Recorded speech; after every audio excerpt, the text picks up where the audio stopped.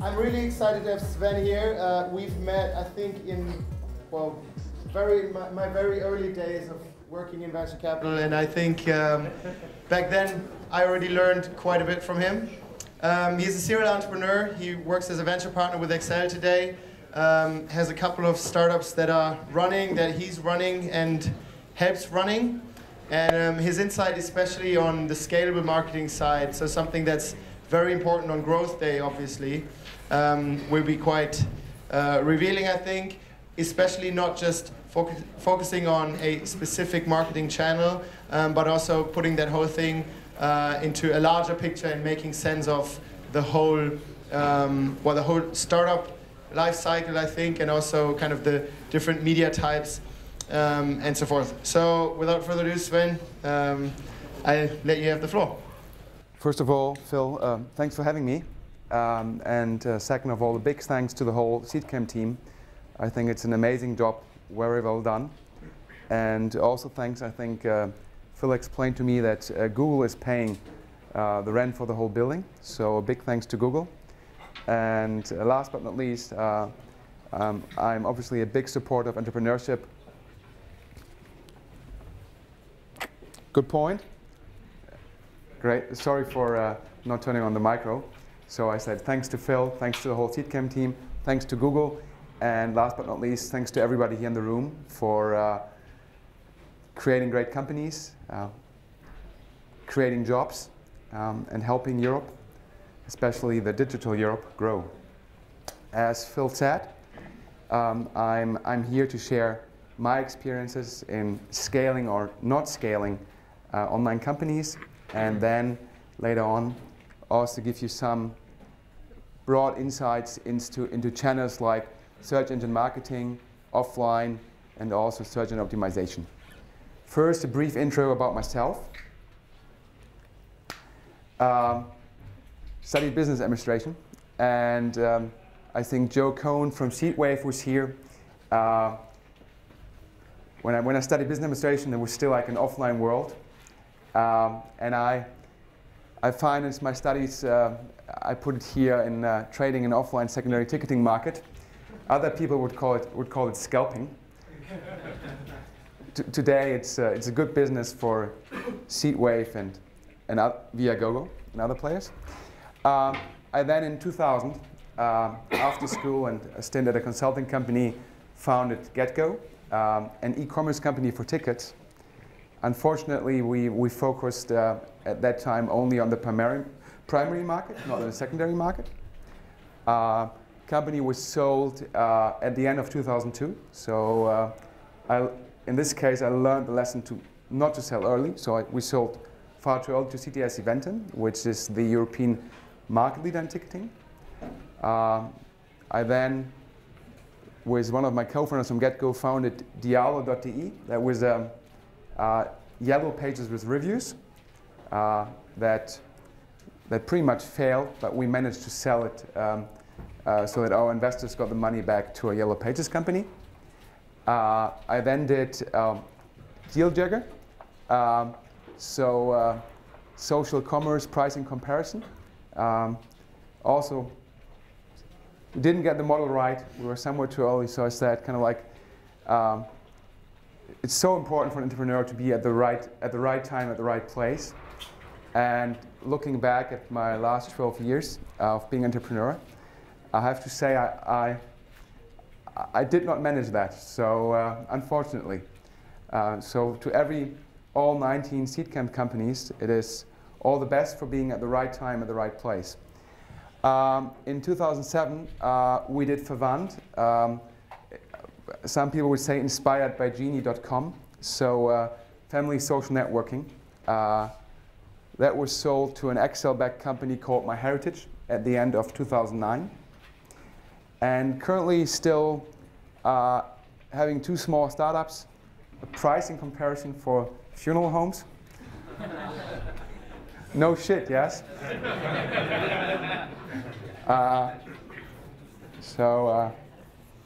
The dirty joke in the office is always you shouldn't create demand for that. So, and also bought a company out of a portfolio of a VC, of Neuhaus Partners. I guess Thomas Preuss was here as a mentor from Neuhaus. Emporis, it's a B2B database for skyscrapers. We learned the lesson, never try to restructure a small company. So it's lots of work that's not paying off. Next to starting own companies, I've been a business angel. Fortunately, much more successful than being entrepreneur. So, but in contrast to most angels, highly selective and then taking bigger tickets. So there are some angels who believe kind of like to spread the risk across a portfolio. So when I do investments with my business partners, we prefer to write big tickets and get much more involved. From IT professional services to online gaming to marketplaces, the 3 investments were done together with venture capitalists, carpooling.com with a German company called Earlybird, and Prezi and Fiverr. So I'm here using PowerPoint, and I'm an investor in Prezi, so not good. And Prezi and Fiverr with Accel Partners, because as I said, I realized I'm better at investing. So I joined Accel Partners as a venture partner in 2010, focusing on consumer internet. Here in the London office, we kind of like serve the whole European market from Spain to Russia to Turkey to Israel. So far, I have done 2 investments, twice a Series B, one in Prezi last year and this year in Fiverr, and hopefully many more investments to come. So, but now let's start to share my insights. So the marketing lessons learned I had at the 5 of my own companies and also at the online gaming company Penagame, where we ended up after a few rounds majority owners. So also some insights from that one.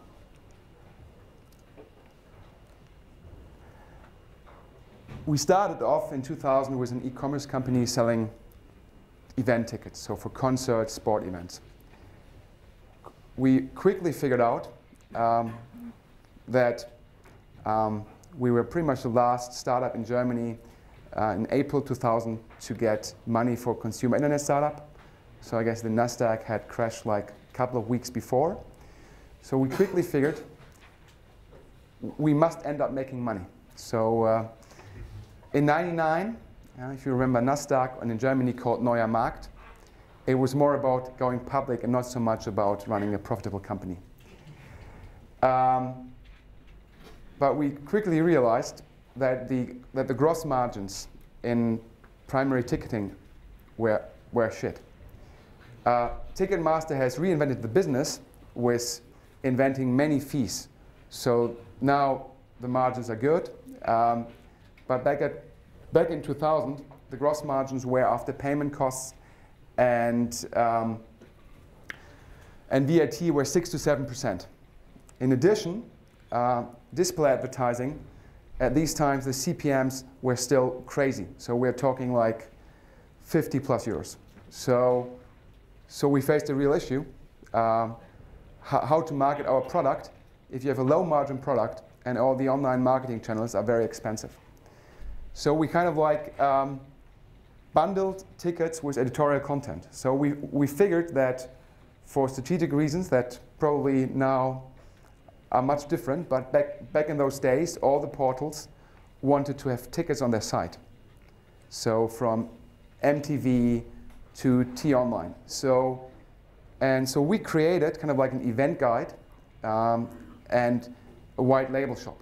And that kind of like, and some of the big portals even paid for the content. So that helped a lot to make our business work. Obviously, times have changed in the last 12 years, but what I think is an important takeaway is that you have to understand your margins and your customer lifetime value. I think that is pretty much key to every business. So, and even if you're only kind of like 3 to 4 months old.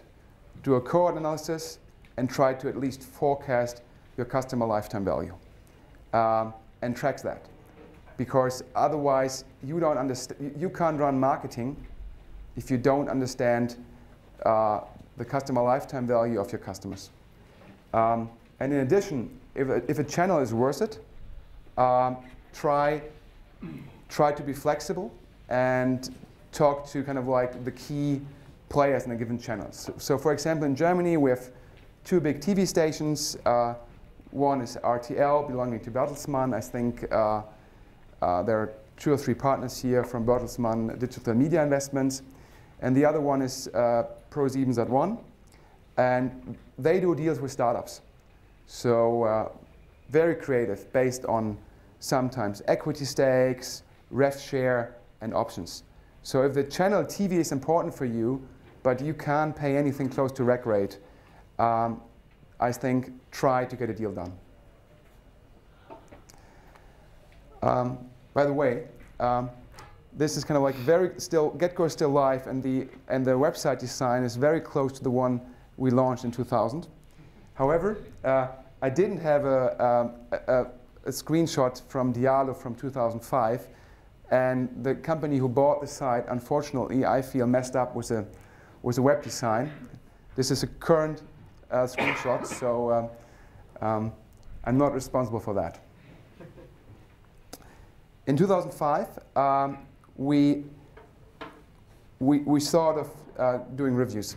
And first we thought we'd do kind of like a TripAdvisor for Europe. But we figured that Holiday Check, now owned by Tomorrow Focus, which is owned by Burda, is already very strong. So we looked at the market for reviews for doctors, handymen, and so on.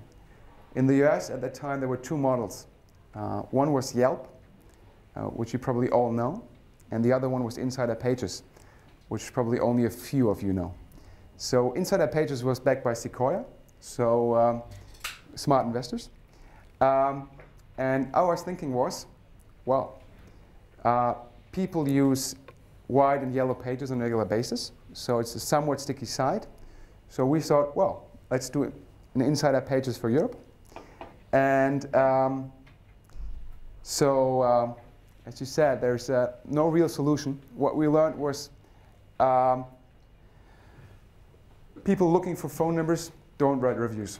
So that took us only 2 weeks to figure that out, because the conversion from visit to review was kind of like, I would say, close to 1 in a million.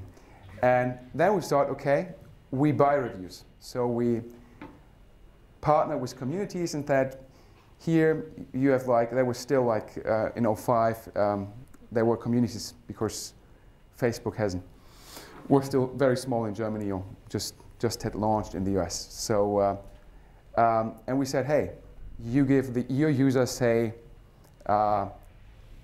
some incentives like, I don't know, an item, stuff like that, and then they write reviews. So after 4 weeks, we figured that isn't working as well, because if you buy reviews, if you buy user-generated content, and it's incentivized, people will kind of like, one user wrote like the same review for like 200 McDonald's franchisees across Germany. So it was, low quality is putting it nicely. We figured that isn't working, and at the same time, you had a German competitor, also from Hamburg, Quipe, who had focused on building a community. And as you know, Quipe, I think, is now one of the great European success stories, and very successful in the UK, in Germany, and France. They had done it right. They focused on community. And my lesson learned from that is, you can't buy community. So you must build a community. You might be able to scale a marketplace, a community, by kind of like then driving supply and demand from like certain channels. But at the start, it requires hard work, dedication, and also kind of like commitment. So I'm an investor in carpooling.com. It's Europe's largest marketplace for car sharing. carpooling, sorry. And these guys, they started the company in 2001 and built the marketplace very slowly, town by town, and they worked jobs next to it, and just took the first money in 2009, so 8 years after they had founded the business. So I think you can do it faster, but you cannot jumpstart a community, a marketplace with just throwing money at it. And as I said, I think a marketplace, the lesson applies to a marketplace probably also to a certain extent. Okay, so we sold Yalo, as I said, like for the same money that we invested in. So our investors were fine. For us, it was kind of like 1 year training program, and then we started Dealjagger, and we tried to compete with the database-driven pricing comparison sites. To name a few, Calcu in Germany, Idealo, owned by Springer. And it was very clear to us that we won't be able to compete with them on a standalone CPC basis. So, but we hoped that through our product, where users kind of like post great deals, post the best prices, that we become more sticky than them. As I said here, building sticky product in that market proved hard, so it didn't work. So I don't know, we paid like 20 to 30 cents a click, and we got like 2 to 3 cents out of a click. One important lesson learned from me from that was, and I'm always trying to share with people building kind of like arbitrage models and wanting to monetize click outs. Try to monetize via CPC deals, not via CPO deals. If you monetize via CPO deal, you mostly get a margin from the first order, which is nice, but not great.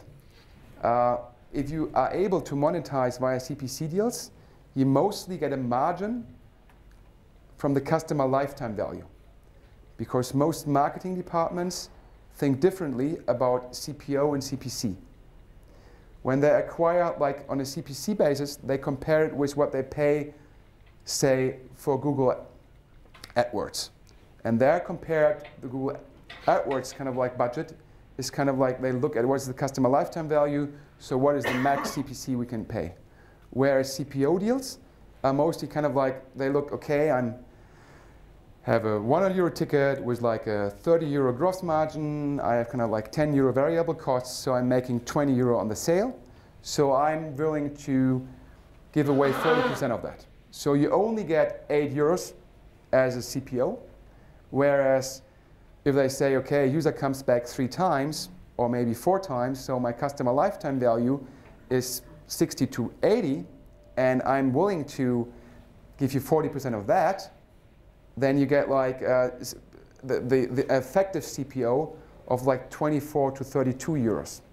So that is very, very important, and we didn't figure that out until it was too late.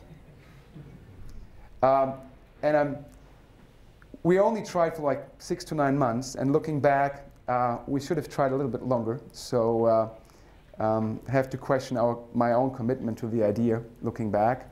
First of all, Facebook opened the platform like half a year later, which would have benefited us. And second of all, there is a model that is very close, now working very well in Germany, run by like 3 people, I don't know, doing probably like 5 million in EBIT every year, called mydeals.de, which is the best deals, kind of like user generated, but curated in a blog format. So users propose deals, small editorial teams checks for these deals and publishes them like one by one on a blog. And super sticky, because they really find the great deals. So that's what we strive for, but didn't achieve. In 2007, we were, I have to say, inspired by another US startup called Genie.com, and we started Verwandt. That was the German name. We were active in like 12 countries. And here the challenge was family social networking, no or at best unproven monetization. Second of all, with my heritage, Genie, we had competition that had 5 to 10 times the money we raised. And furthermore, we had in some markets like Germany where we faced limited existing demand. So whereas family trees are big in the US, Australia, even the UK, they are not that big in Germany. So in this case, we benefited from 3 things. My co-founder came up with the idea to build a tool so where you could look up where your name is from based on yellow and white pages data. So meaning kind of like the underlying thesis was where the most people with your last name live, there probably your name originated from. And that helped to generate interest. And in addition, we were back then VZ-Netzwerke, which was the German Facebook, was still very big. We're the first ones to use an ad format there. That helped. We got like a great CPC, I don't know, close to 1 cent. And we also, when Facebook opened the ad platform, we were one of the first German startups to use it globally. So we got like most of our traffic for like 1 US cent in like second-tier markets like Latin America, which has now become much more competitive. So what is my takeaway from that? I think that big spenders, meaning the guys who run like the big marketing budget, they are somewhat slow and somewhat afraid of switching to new relevant platforms or new formats. And I think that gives startups a window of opportunity to use that. But this window of opportunity, I think, at Facebook in Germany was about 12 months at best. And so it's also very important to know if you spot such an opportunity, such a channel, don't think in budgets. Only think what is your customer lifetime value, what is the customer acquisition cost, and obviously if the customer lifetime value is many times higher, even if you have to pre-finance the customer lifetime value, try to raise money and just try to scale the channel as quickly as possible. Because free lunches, they are there for some times, but I'm a believer that markets over time get pretty efficient. So if you work, say, with a marketing budget and say we spend like 5K a month, that doesn't make sense for a startup. It's try to think, okay, I have 12 months for this channel, or I have a great product, and before the company builders clone that, I will try to acquire as many users as possible. Just mentioned free lunches. We did invest in an online gaming company called Penagame. Better not translate that. Which, lucky for us at the time, generated over 10K registrations of active users per day. And at the top, we had 2.5 billion page impressions per month. And despite the game targeting only the segment of males between 14 and 29, we were a top 100 site in Germany. That was great. However, it didn't help us build a sustainable company. So I have to say, I fucked that up. Because if you get so many free recs per day, you start believing that your funnel is great. Because the argument is always kind of like, it works, don't touch it. But obviously, the funnel only worked because we got users that were recommended by friends, and the friends made them register. So our funnel was shit, but people tried really hard to register anyhow. And second of all, if you get the users for free, it's kind of like you don't care that much about monetization, because customer lifetime value is, even with shit monetization, much better than the customer acquisition cost. So unfortunately, the lifetime of the game proved to be not as long. So 2 years later, we had lost 90% of our traffic. But at that time, we were still doing the same revenue.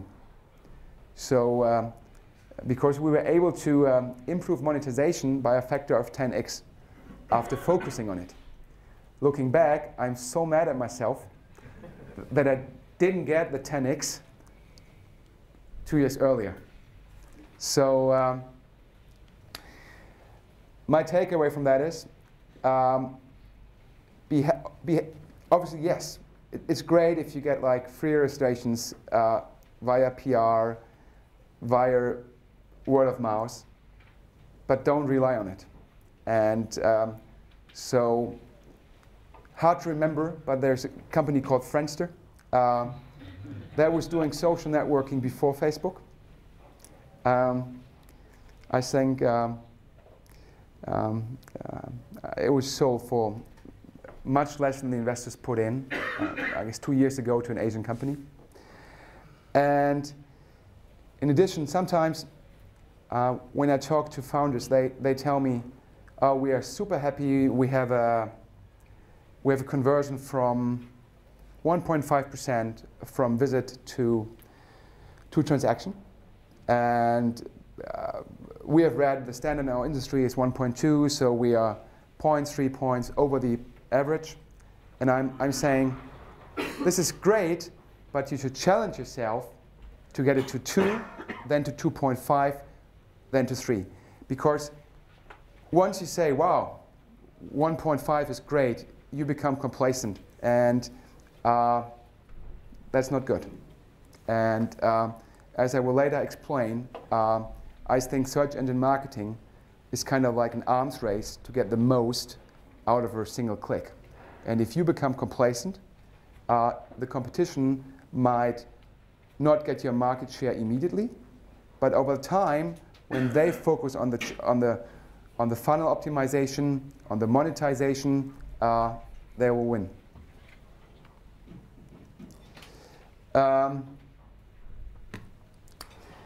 As I said, we're now doing a small business without any funding called Bestattung.de, means funerals.com, trying to bring pricing transparency to a market where there's no pricing transparency at all in Germany. When we looked at the market, we were just saying, wow, yeah, people spend like on average 6K, and they should only pay 3K. So we saw it's a 5 billion euro market in Germany. So we figured, let's do it.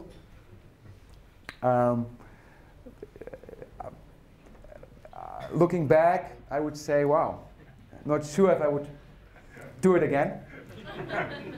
Unfortunately, we have invested quite some money in the business, so it's not that easy to walk away. So emotionally and to some extent rationally.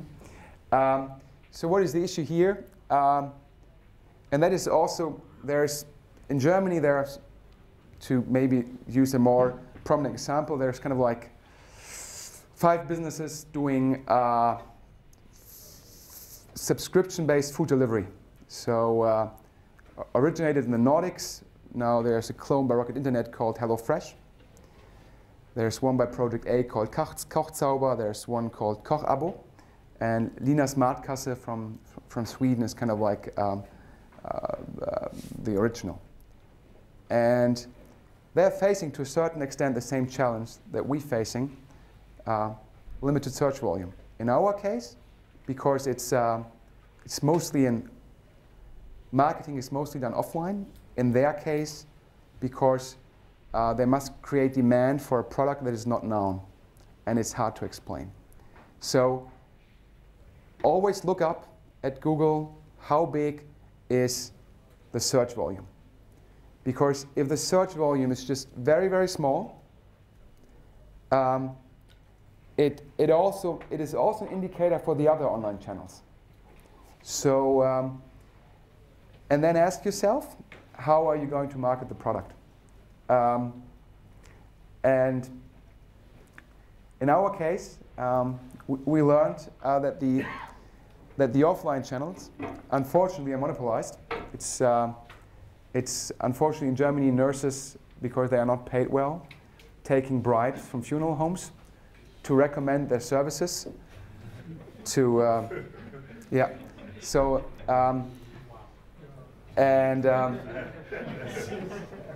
yeah, and it's unfortunately, and in addition, it's very hard for us to compete because we only take part of the margin of a funeral home, so the funeral can kind of like outbid us in these channels. Even more, we realized there's no repeat traffic in the business.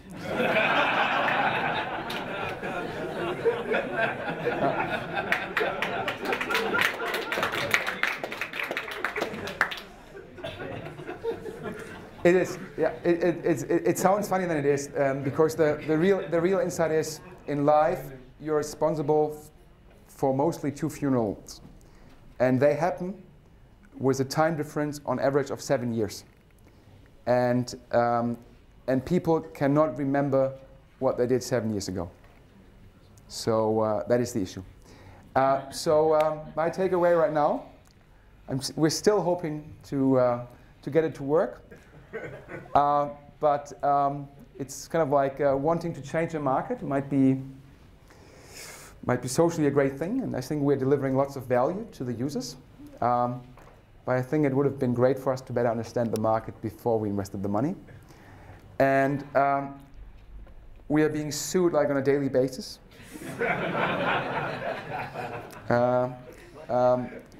Because there are some incumbents making tons of money, and they just said that we like the industry as it is, and they just said, well, we assign like tons of money and just sue them. So, and if you run a small business, that is not so funny.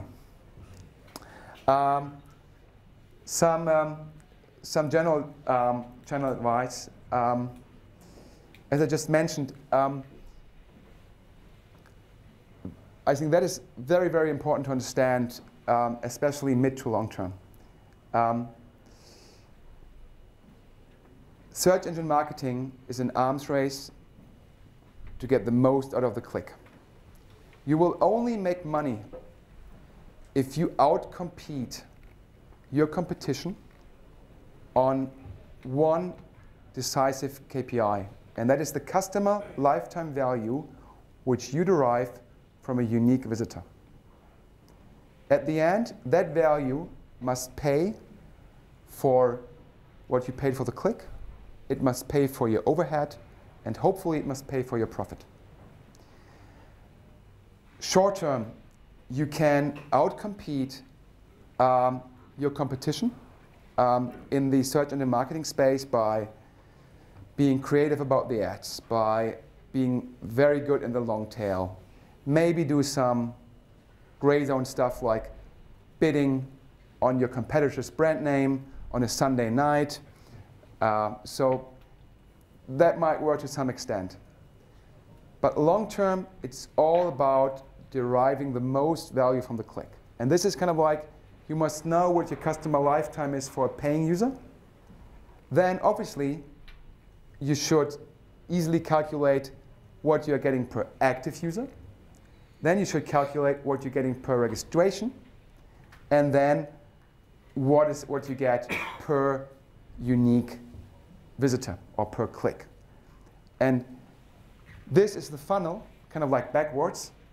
And as I said earlier, it's all about optimizing the funnel. So how do I get more visitors to register? So is my registration Is it 10, 20, 30, 40%? Then, how do I get my users active? And am I really working, is my CRM good? Am I mailing reminders the day after the registration? In business with a high customer lifetime value or like a high CPO, do I have a call center that is doing a call out to a user? And then finally, how do I turn an active user into a paying user? And this is the key figure for search engine marketing. That you optimize the funnel, and if you make 40 cents per click and your competition is doing 25, you can pretty much kill off your competition by constantly driving the Google CPC price to 26 plus cents, so until they are forced to pretty much forget about search engine marketing as a channel, or you force them to subsidize every click. I've now mostly spoken about online marketing channels.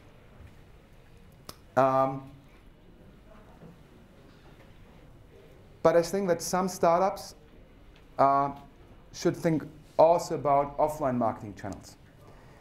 And this here is a very kind of like simplified example, but the big difference between, say, a Google search engine marketing and, say, TV advertising is that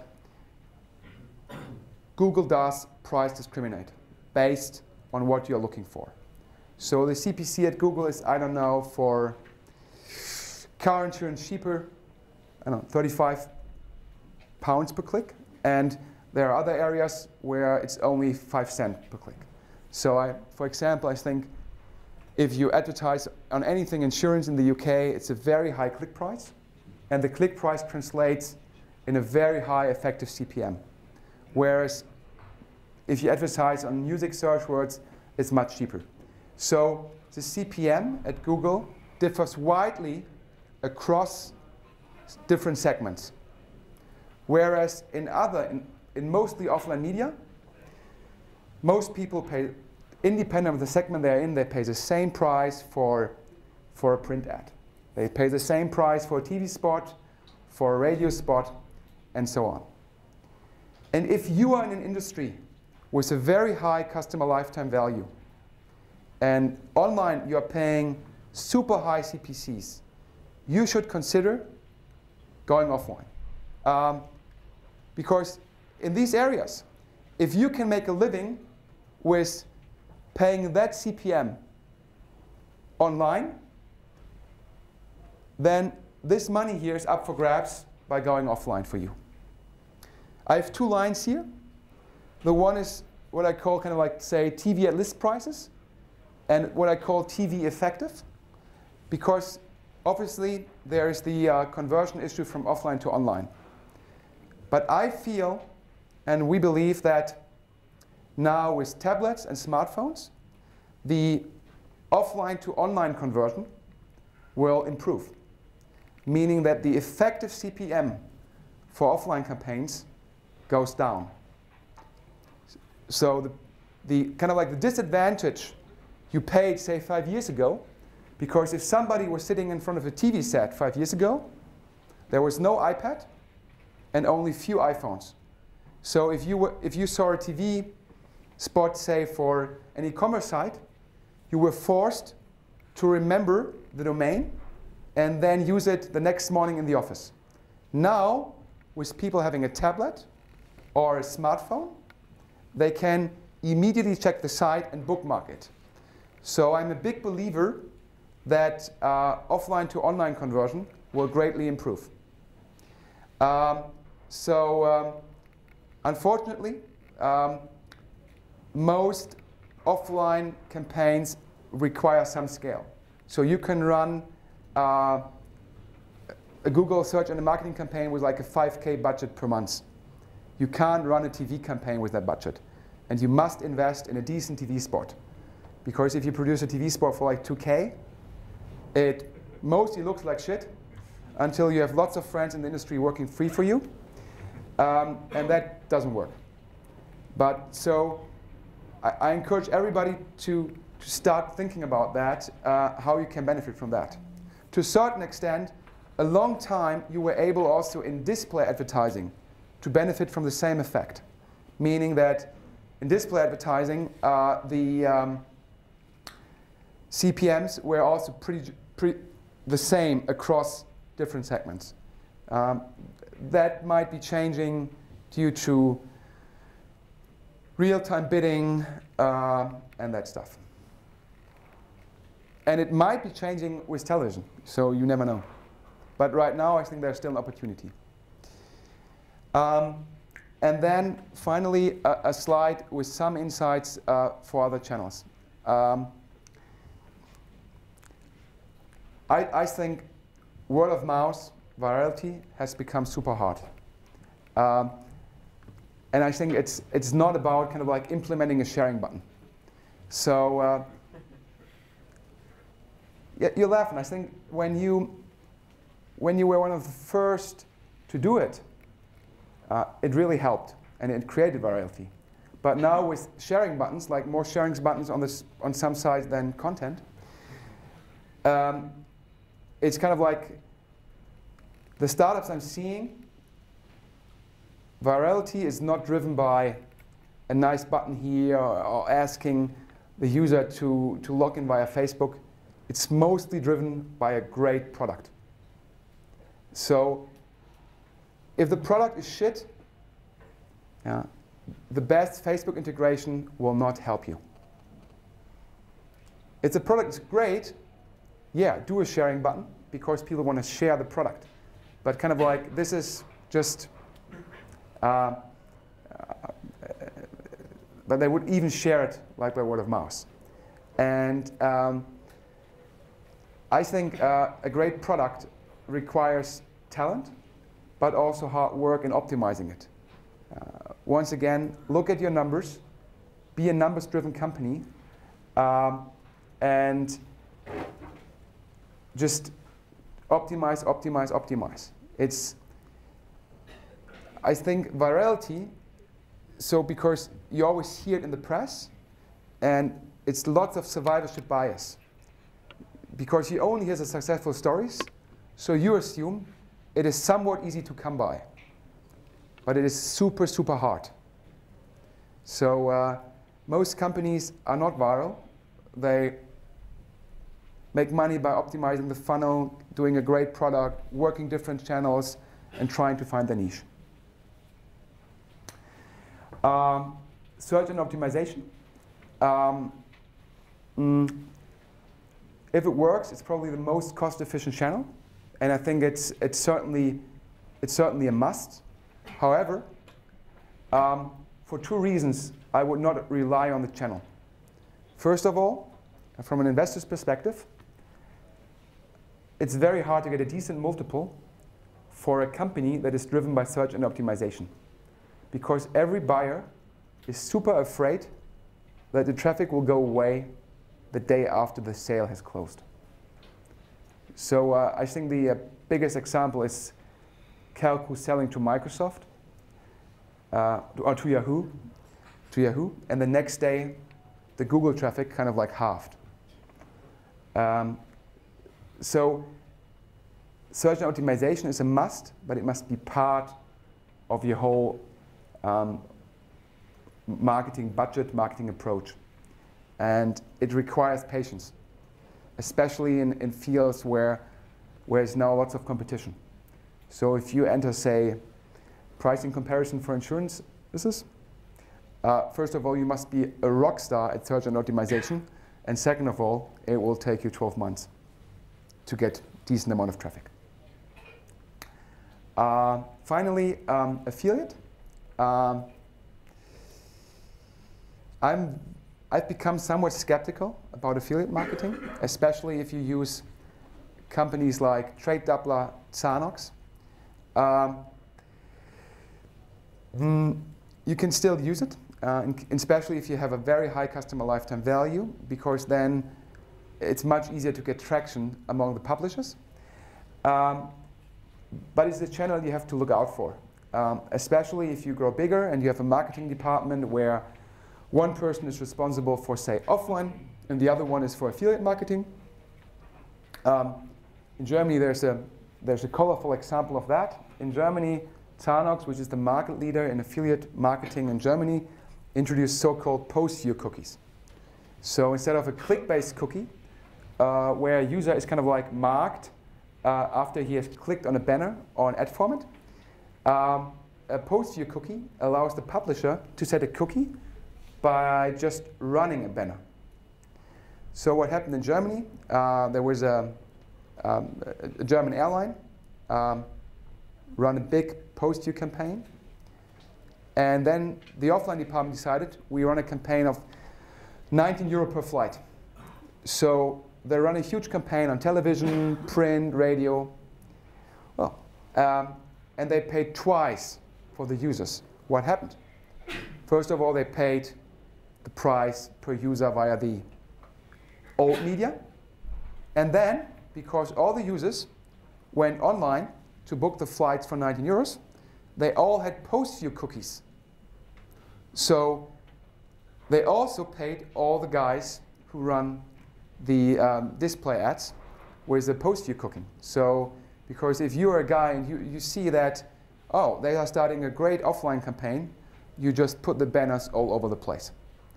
And probably the guy running online marketing said, wow, here I generated 1 million bookings. Yeah? Bullshit. It was just that he paid for 1 million bookings, but he did not generate 1 million bookings. The 1 million bookings were generated by selling flights for 19 euros and spending like tens of millions in offline media. So if you grow as a company, understand how your channels interact and how you assign the value of a new user across channels. So it's in a given channel, say you run display ads, some people do like, say, 40% for the first visit, 20% for the second visit, and 40% for the visit where the person finally bought it. This is kind of like a rule of thumb that works, but it becomes really hard if you run display, search engine marketing, affiliate, offline, if you run kind of like incentive programs.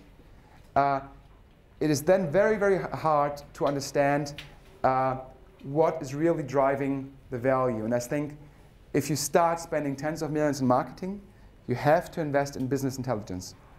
So you must really understand where you spend the money. So it's never too late to start a business intelligence department. And I think for companies very early, it's already very important that you keep the data. So as an investor, I often speak to companies and ask, could you please do a cohort analysis across channels from, say, July 2010 to July 2012? And they don't have the data, which is a pity, because they could learn from it, from the data, and it makes it much easier for investors to make decisions. So that's kind of like my last recommendation. And yeah, I think because you're all now starting, a great product is the best marketing. Thanks for your time.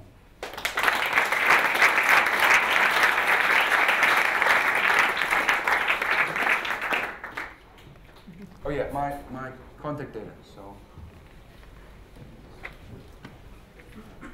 Thank you. I'm pretty sure there are a couple of questions. I saw some tweets and saw a lot of people taking notes. So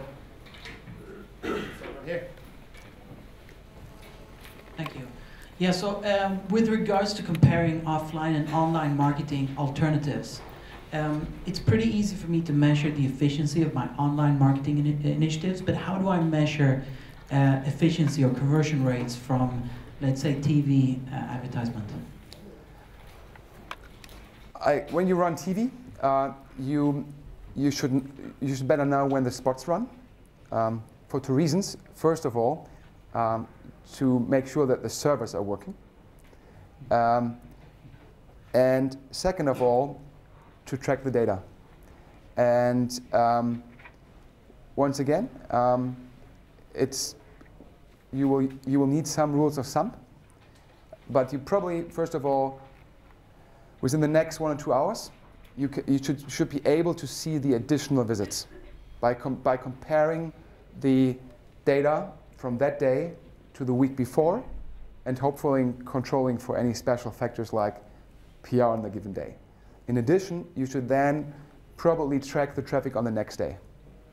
And if you're sophisticated, you also start measuring if the conversion rate on other channel improves. So empirical data shows that if you do TV campaigns, you build trust. So people seeing a company on TV believe it's big and trustworthy, because they are mostly used to see Procter & Gamble, Coca-Cola, I was just about to say Barclays, run TV campaigns. So they associate trust with TV campaigns. So most companies see an increase in the conversion rate across other channels as well. And then it's kind of like you need a smart, numbers-driven guy. So I would say, I guess, the biggest misperception about marketing for startups is that it's kind of like fancy. No, it's numbers-driven. It's understanding tracking of users, working with Google Analytics, potentially later on with a business intelligence solution. So I think in the US they have now coined a term for that. I guess they call these persons growth hackers, which is a good term for that. And one more thing. Print is hard to track, but I think unless you get print for free, don't do it. I think I've in the last 12 years, I have never seen a company make print work. And if you look how much time people spend on print and how much money is assigned to print, then you can easily see that it's probably like 5 to 10 times too expensive on a CPM level. So there are probably exceptions, like if you're building brand in luxury goods, or if you do like dirty deals like I buy one ad and I get 3 articles, stuff like that. But otherwise, I wouldn't try print, and obviously super, super hard to track. In respect of the client lifetime usage that you mentioned a number of times, how do you define or how do you forecast, or what kind of metrics have you applied, especially after your experience with your funeral business?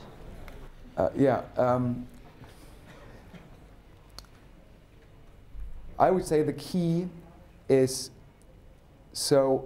cohort analysis. Look at the daily churn, and even if you have a business that is only like 6 months old, if you have the churn data for the 180 days before, for the first cohort, with a high probability you can forecast how the cohort will look like for the next 1.5 years, and that should allow you to pretty much calculate the customer lifetime value.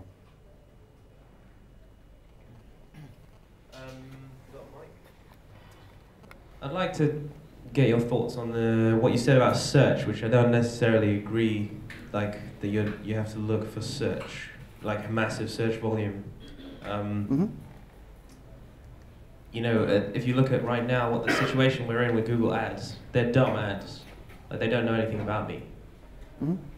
But you know, with Facebook, it's a lot more targeted. The conversion coming through on those with their retargeted PPC ads are like much higher. Do you see a change here somewhere? You know, because you're clearly not searching for stuff on Facebook. And if you look at like Minority Report, and the guy looking, you know, walking down the street. Well,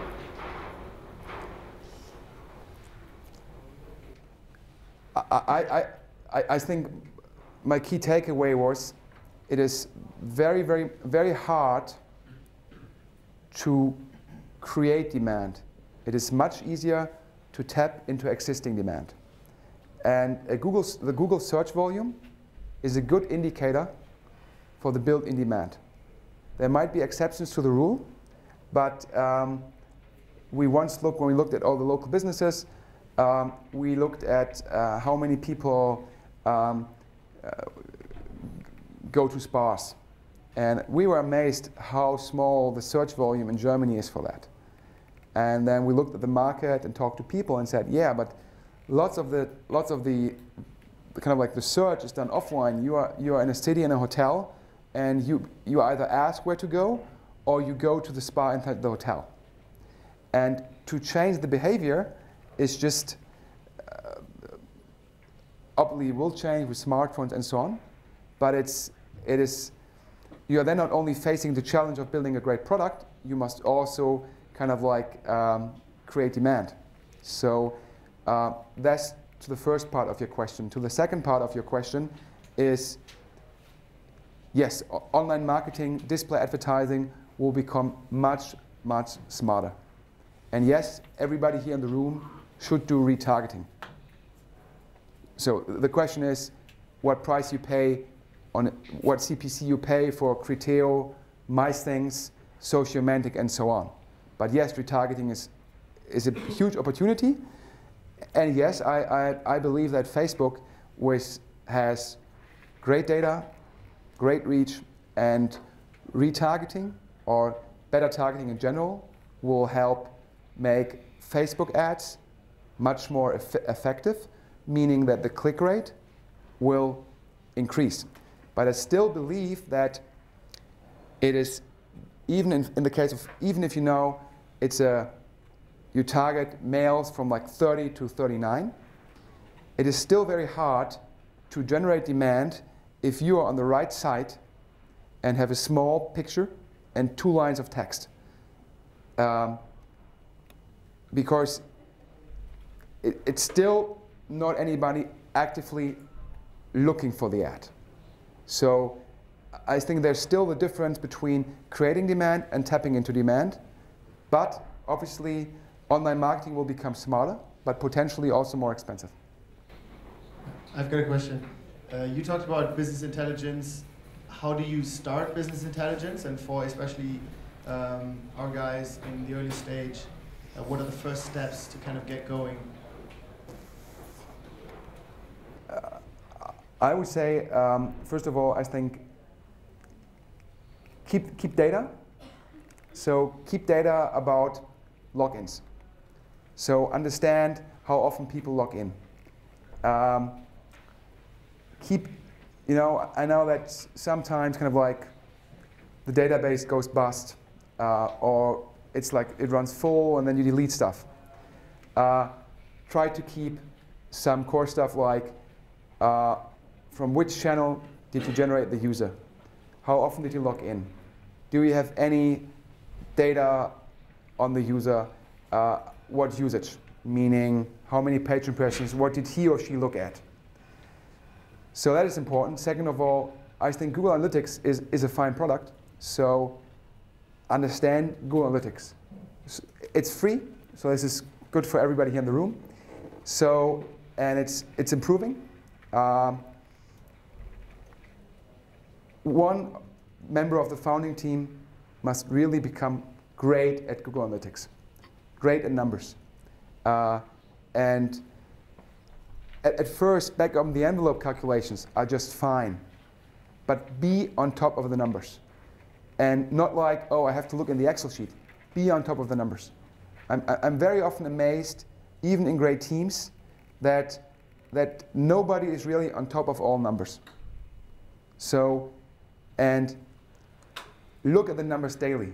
So look into your Google Analytics account daily. I know it can sometimes be disappointing at start if there's no growth, but do it.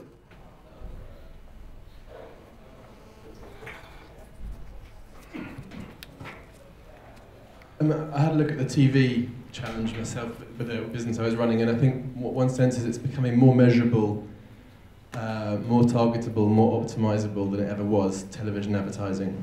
How far away do you think we are from true convergence, given the way we're consuming television now, and digital set-top boxes, etc., between television advertising and online advertising and the ability to target and measure impact?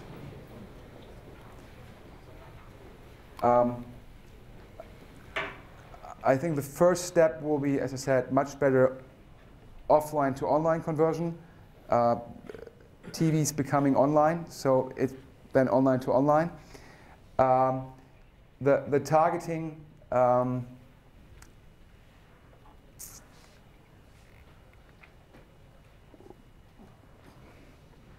I think it is, in theory, it's a good premise. However, I'm seeing so many startups telling me, well, we don't have the resources to do like display campaigns targeted at different segments in different formats with A/B testing. And doing a display ad costs you like, I don't know, total cost, if you do it efficiently, 100 to 150 euro. But if you start doing TV campaigns targeted, that is much more expensive. So I think what the targeting in TV will allow you is that down the road, your TV spot will only be shown to a certain segment. However, at the same time, one of the great things about television is the scalability. So one spot, mass market, and you see an immediate impact. So I think you will continue to see like people building brands and that, but you will also see obviously that that you probably will see in big shows with a big audience, where you will see where the maybe female and male segmentation. On the other side, even the best segmentation, it's very hard to take into account who's sitting on the couch. So you will see improvements, but I think it will take some time, because obviously the current business is still doing well for all the broadcasters. So the pain to change is only limited. We've got time for one more question. So, all right, let's go. You mentioned a lot of examples that relate to consumers. What about B2B? And how can B2B companies or B2B marketers learn from your experience with those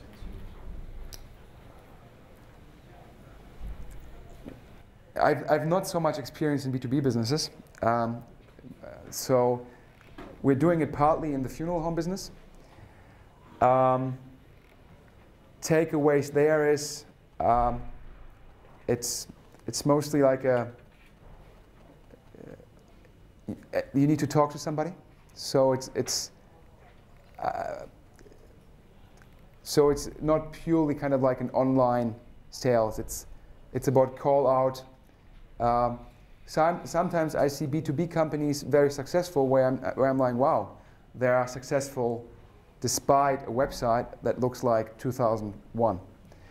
And then I always say, you can be even more successful if you improve your website and then make the call out more efficient, create more trust with the website.